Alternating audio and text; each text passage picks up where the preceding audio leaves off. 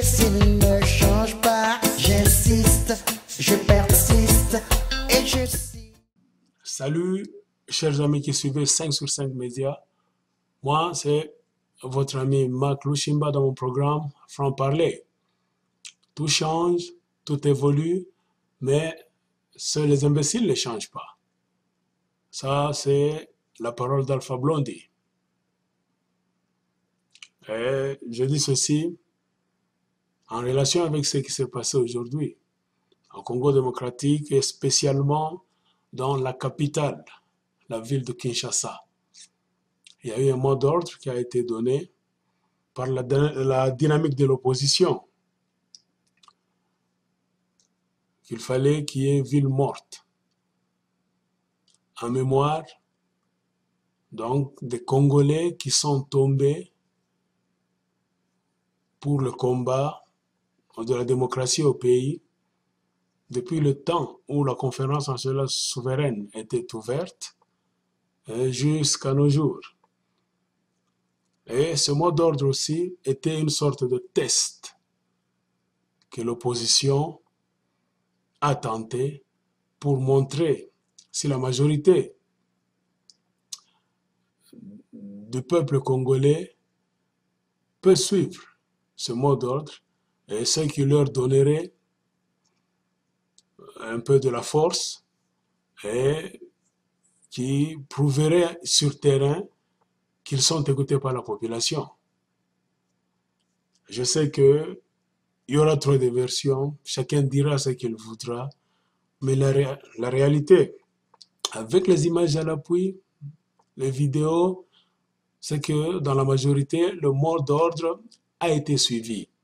D'abord dans la ville de Kinshasa et dans quelques villes de la République démocratique du Congo. Et c'est un test qui a réussi. Et maintenant, notre préoccupation, c'est qu'après ce test, qu'est-ce qui reste à l'opposition? C'est de cela que je voudrais un peu parler. Et avant d'aller plus loin, il y a un écrit d'un ami à moi que je salue en passant, M. Afoustan, qui a écrit quelque chose d'intéressant que aujourd'hui à Kin, c'était ville morte, c'est-à-dire le 16 février. Tout le monde a respecté le mot d'ordre du Front citoyen et de la dynamique de l'opposition. Le président de la République, Joseph Kabila, son épouse et ses enfants sont restés à la maison.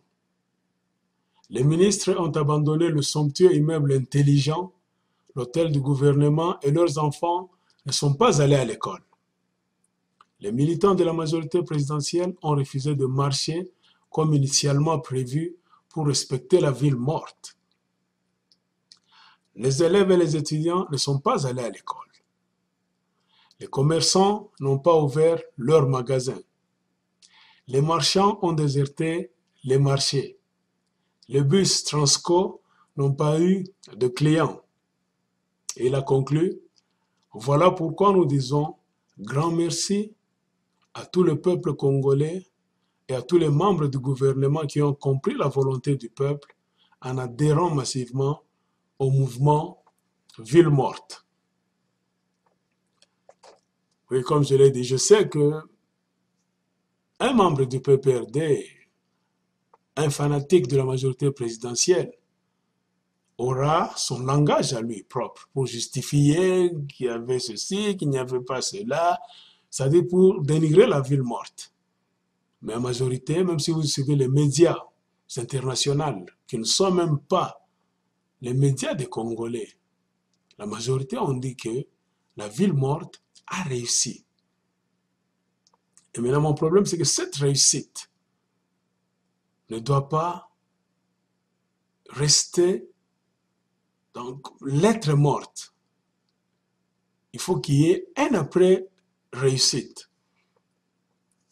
C'est pourquoi je voudrais donner un peu un conseil aux membres de l'opposition congolaise.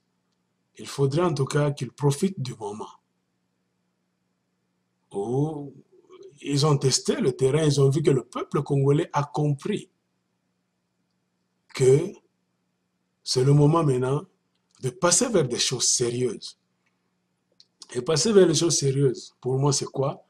C'est conseiller à l'opposition, à la dynamique de l'opposition pour le changement total dans la politique de la République démocratique du Congo. C'est-à-dire de passer maintenant à une vitesse supérieure aux choses sérieuses. Et la première des choses, c'est de pousser le gouvernement maintenant à organiser les élections, au lieu de traîner les pieds et résister avec son programme de dialogue qui n'a ni tête ni queue. Parce qu'on sait que ce dialogue ne nous amènera nulle part. La volonté du peuple congolais, c'est qu'on organise les élections, qu'on cesse la magouille. On sait que l'argent est là. Parce que si nous regardons très bien, les gens dans le gouvernement se sont enrichis diablement là-bas, même s'ils sont en train de pointer les doigts. Oh, les gens de l'opposition, vous êtes ceci, celui-là a volé tout ça.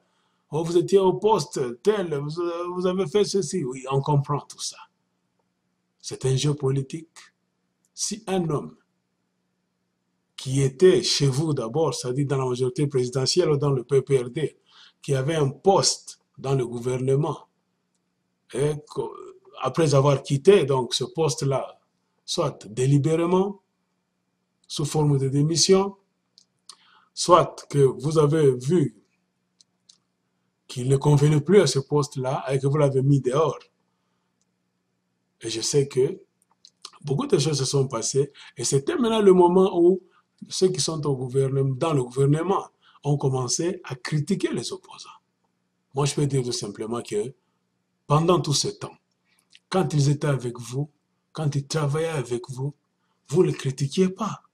C'est-à-dire, ils étaient vos amis, vous étiez en train de vous réjouir, de prendre un verre, de jeter des slogans par-ci, par-là, jusqu'à ce qu'ils ont compris que le chemin qu'ils empruntaient, ce n'était pas le chemin de la justice. Ce n'était pas le chemin voulu par la majorité du peuple congolais. Et ils ont jeté l'éponge.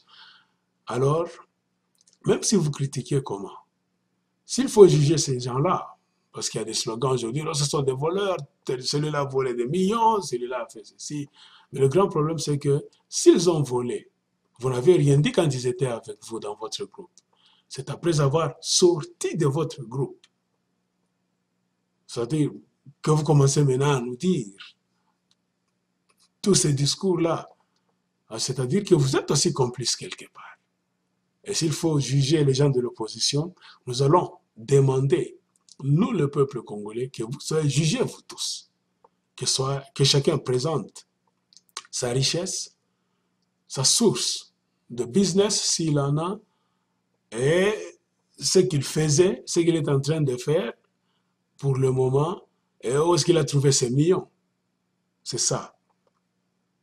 On sait que cela aura lieu si on a un gouvernement responsable. Pour l'instant, nous devons focaliser notre attention vers les choses sérieuses. Et les choses sérieuses, comme je l'ai dit, c'est quoi? C'est l'opposition. Nous demandons à l'opposition vraiment maintenant de capitaliser sur cette ville morte, réussie. Donc la réussite de cette ville morte montre clairement que le peuple congolais, la majorité des Congolais, est d'accord de suivre le pas de l'opposition. Maintenant, c'est au leader de l'opposition de ne pas laisser tomber le peuple congolais, comme ça a toujours été dans l'histoire de la politique. Si vous allez vous souvenir au temps du Zaïre, pendant que la conférence souveraine nationale était en pleine ébullition, vous avez vu qu'il y avait l'union sacrée de l'opposition radicale qui était bien organisée là-bas. Et tout d'un coup, il y a eu une gousse qu'on a achetée là-bas par Mobutu, Tshisekedi qu'on a bousculé dans un coin. Il y a eu séparation, division, et c'était la fin de l'opposition qui était soudée. Et Mobutu a réussi son coup, il est resté au pouvoir, jusqu'à ce qu'il a fallu que les forces extérieures accompagnent Laurent Désiré Kabila pour venir aider Mobutu. Et ces forces-là avaient aussi leur agenda caché avec leurs maîtres occidentaux. Et c'est ce qui a fait que nous sommes en train de connaître toute cette crise qui a duré depuis les années 1990. Hein, pour ne citer que, pour avoir trop de précision, ça a commencé à se retourner vers les Congolais en 1998. Or, si nous suivons bien la chronologie des faits, la réalité sur le terrain, c'est que si les politiciens congolais s'étaient pris en charge eux-mêmes avec trop de sérieux, c'est-à-dire ne pas avoir goût à la corruption, à la légèreté, c'est-à-dire à prendre toujours goût aux intérêts égoïstes, on allait bien travailler et on pense qu'il n'y allait pas y avoir un trou, une raison pour que les étrangers puissent venir nous aider en amenant Laurent Désiré Kabila de la façon dont il a été amené, que beaucoup de gens continuent donc à condamner, tout en ne sachant pas que si nos politiciens étaient sérieux, toute cette histoire là-bas, cette calamité n'allait vraiment pas avoir lieu au Congo. Alors c'est pourquoi, dans le même ordre d'idées, moi, je conseille maintenant à l'opposition d'être sérieux cette fois-ci, de pousser la machine pour qu'il y ait élection au Congo démocratique et de mettre en place des stratégies qui amèneront l'opposition à réussir, à gagner les élections. Et comment gagner les élections? C'est-à-dire, il faut mettre en place la stratégie d'un candidat unique, potentiel. C'est-à-dire, c'est un peu votre guerre là, cette jalousie politicienne-là. Placer les intérêts supérieurs, ou bien l'intérêt principal supérieur de la RDC en haut, pour que nous puissions changer. Parce qu'on sait qu'il y a trop de crises au Congo. Nous avons trop de problèmes que nous ne pouvons pas résoudre avec le gouvernement de Kabila. Tant que le gouvernement de Kabila est sur place, reste au pouvoir, on ne résoudra jamais le dossier des troubles dans l'Est du Congo. Tant que Kabila restera au pouvoir, Kagame ne sera jamais inquiété. Parce que je ne cesse de le reprendre, il y a une relation floue entre Joseph Kabila, Kagame, Museveni, et même le président burundais, Pierre Nkurunziza, qui est venu entraîner donc ces Imbonerakure, sa milice au Congo. Donc Kabila a laissé le terrain.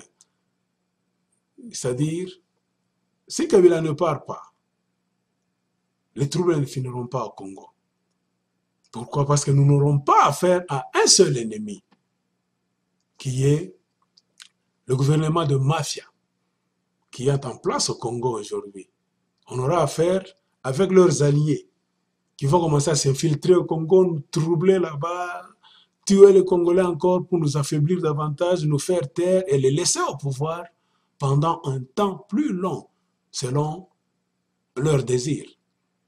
C'est pourquoi nous demandons à l'opposition de jouer franc jeu cette fois-ci, c'est-à-dire en choisissant un candidat unique, potentiel, populaire, celui qui doit réussir le pouvoir, qui doit réussir à prendre le pouvoir, c'est-à-dire à gagner si élection il y a. Un candidat qui va remplir les critères. C'est ça un peu la jalousie, chers frères politiciens congolais. Si tu sais que tu es politicien et que la réalité du terrain montre que même si on a les élections, tu n'auras qu'un seul pourcent. Tu peux avoir même 7%, 2%. Mais pourquoi passer le temps? Ce pourcentage-là que vous allez avoir dans des coins, tu as 2% là-bas, l'autre a 1%, l'autre a 6% là-bas. Si vous essayez de totaliser cela, vous verrez que ça dépasserait même la moitié. C'est-à-dire, au lieu de disloquer, de vous disperser là-bas, comme on dit en politique, d'aller en ordre dispersé, il faut un peu raisonner cette fois-ci, aller en ordre uniforme, en ordre unique, en ordre organisé, pour essayer un peu de faire passer un candidat susceptible de battre celui qu'on va nous présenter par le PPRD, la majorité présidentielle.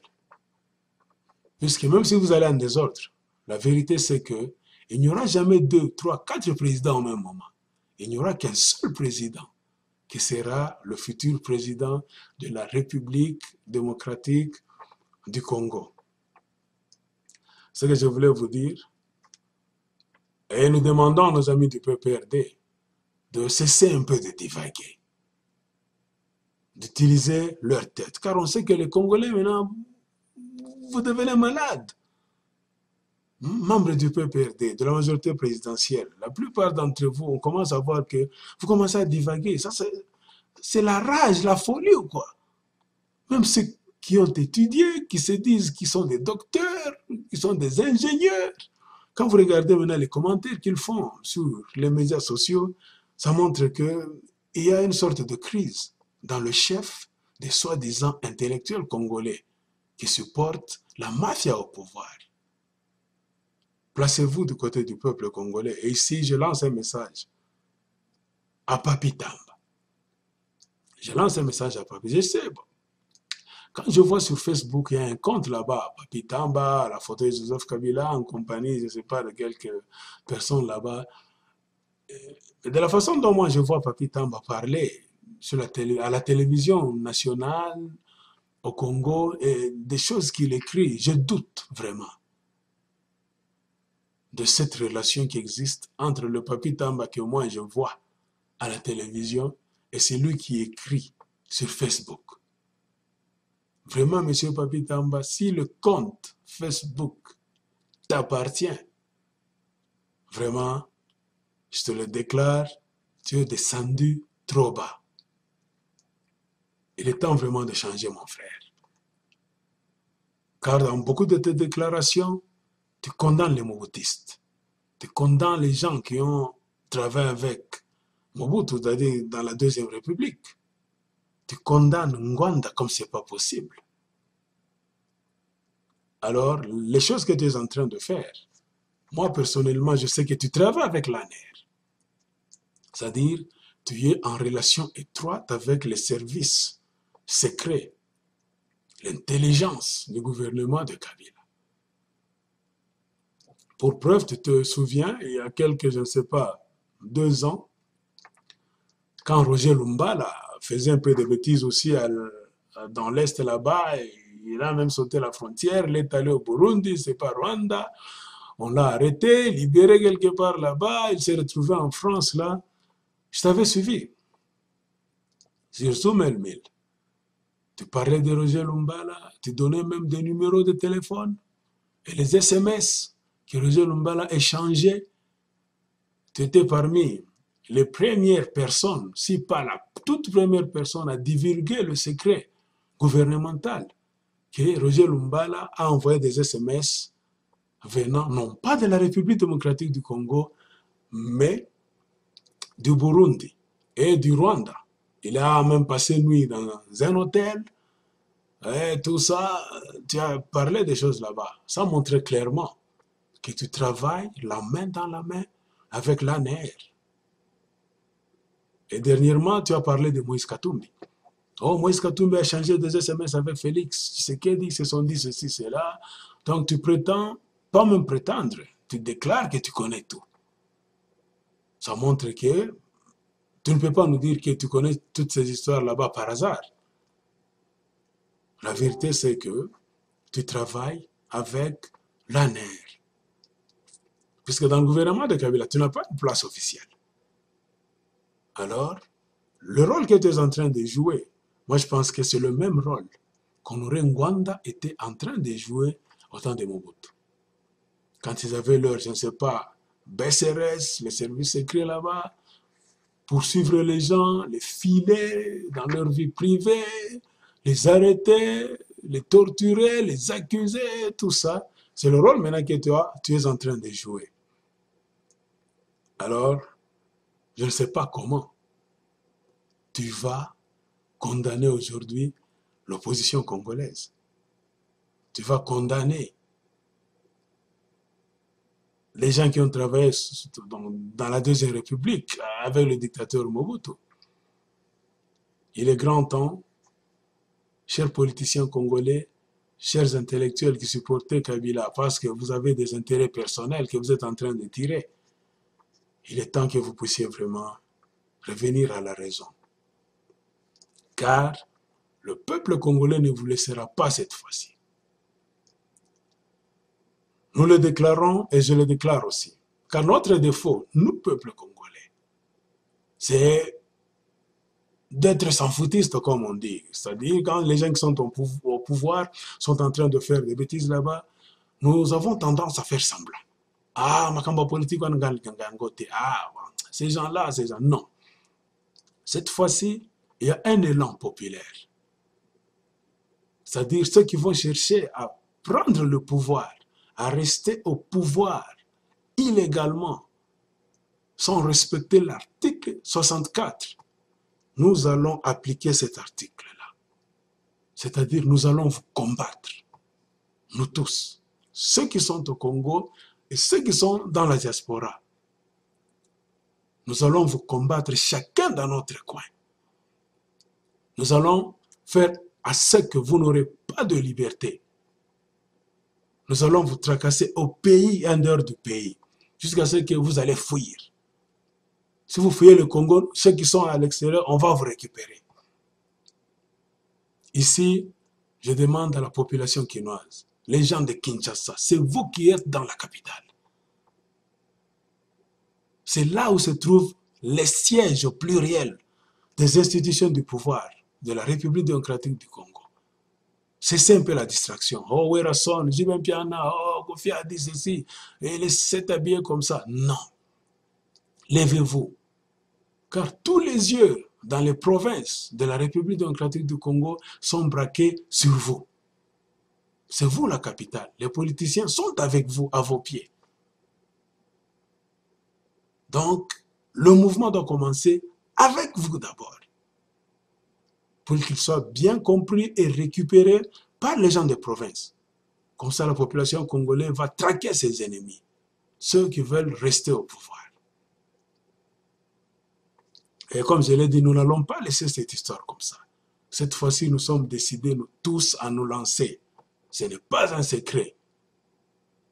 Nous allons vous traquer comme des gibiers au Congo, même si vous fuyez, vous venez à l'extérieur. S'il y a échec de votre côté, nous allons vous récupérer aussi.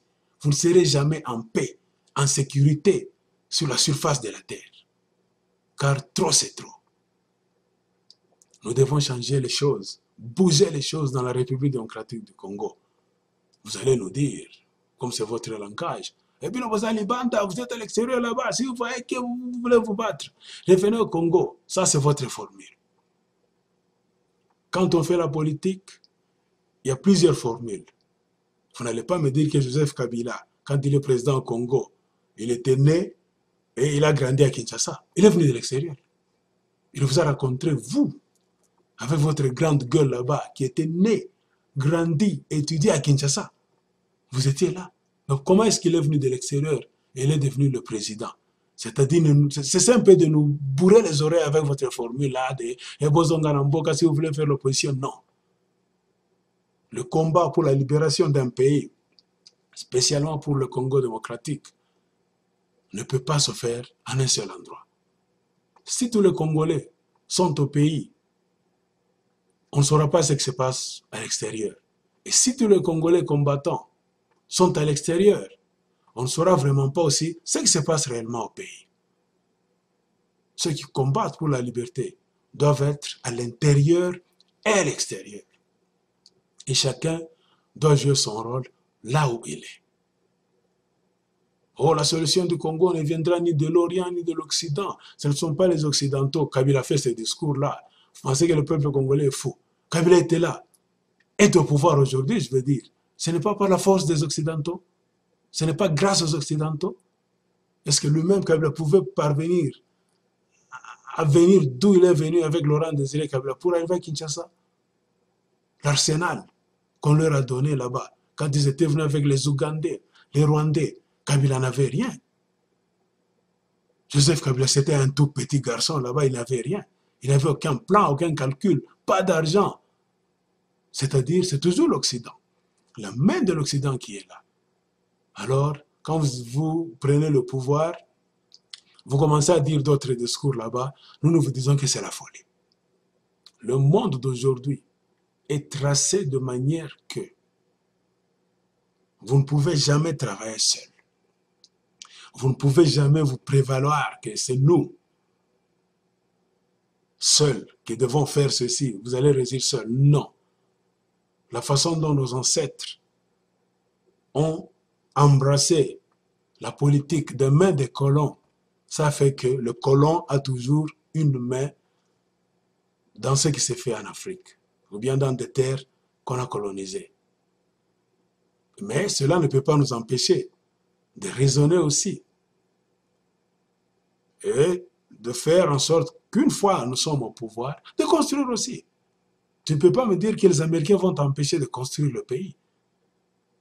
Car on sait que dans le monde aujourd'hui, c'est un monde orienté sous forme de business, des affaires. C'est-à-dire, tu collabores avec les Occidentaux, les Orientaux, je ne sais qui là-bas, mais tu construis le pays. Tu ne peux rien faire toi-même, comme les Occidentaux aussi ne peuvent pas tout réaliser eux-mêmes. Regardez, ils sont en train de réussir dans certains coins du monde, non pas eux-mêmes, mais en utilisant d'autres pays. Le Rwanda est en train de jouer le rôle que les Américains devaient venir jouer en Afrique centrale. Au lieu de venir, les Américains délèguent ce rôle là-bas à Kagame, avec son armée là-bas, pour faire leur sale job là-bas.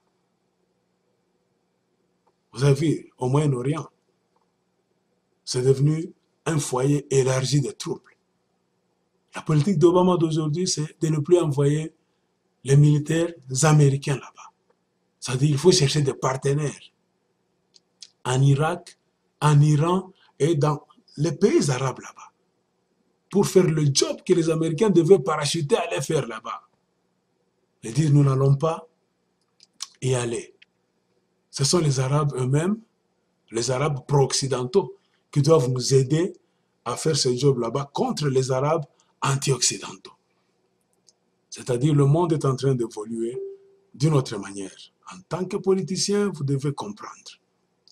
Le grand problème avec les Congolais, c'est que même s'ils ont des diplômes, des doctorats, des ingénieurats là-bas, leur façon de raisonner vraiment est bizarre.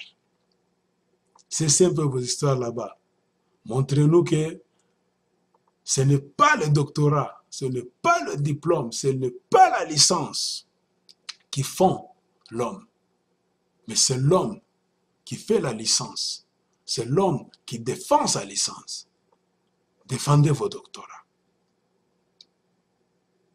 Et si vous croyez que vous étiez sage, vous étiez intelligent depuis longtemps, vous n'allez pas être dirigé par des petits au pouvoir comme Joseph Kabila aujourd'hui. Comme je l'ai toujours dit, on voit des papas barbus là-bas, des soi-disant intellectuels là-bas, qui se rangent derrière Joseph Kabila, qui dit « Oumela, Oumela », tout ça. Alors pourquoi vous êtes allé à l'école? Nous voulons terminer ce mouvement là-bas des antivaleurs, des destructeurs de la République démocratique du Congo. La ville morte a été une réussite. Maintenant, je le reprends, que l'opposition capitalise sur cette réussite, ce test réussi, pour prolonger ça, continuer, multiplier ça et amener quelque chose de nouveau dans la politique du Congo en choisissant un candidat unique, potentiel, populaire, capable de gagner toute personne qu'on va nous présenter par le pouvoir en place. Et sur ce, je remercie les gens qui m'ont suivi. Je sais que avec un peu de volonté, tout est possible. Que les gens de l'autre côté sachent que tout change, tout évolue. Mais seuls les imbéciles ne changent pas. Et au Congo, nous ne voulons plus rester vos imbéciles. Nous voulons que le changement soit le mot d'ordre de tous les jours. Ne jamais traire le Congo.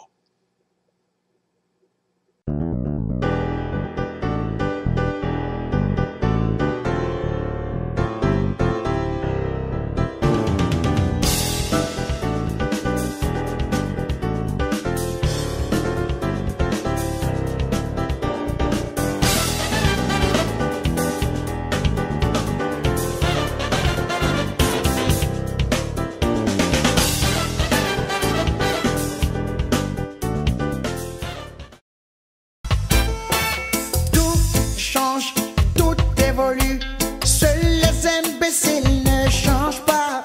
Tout change, tout évolue, seuls les imbéciles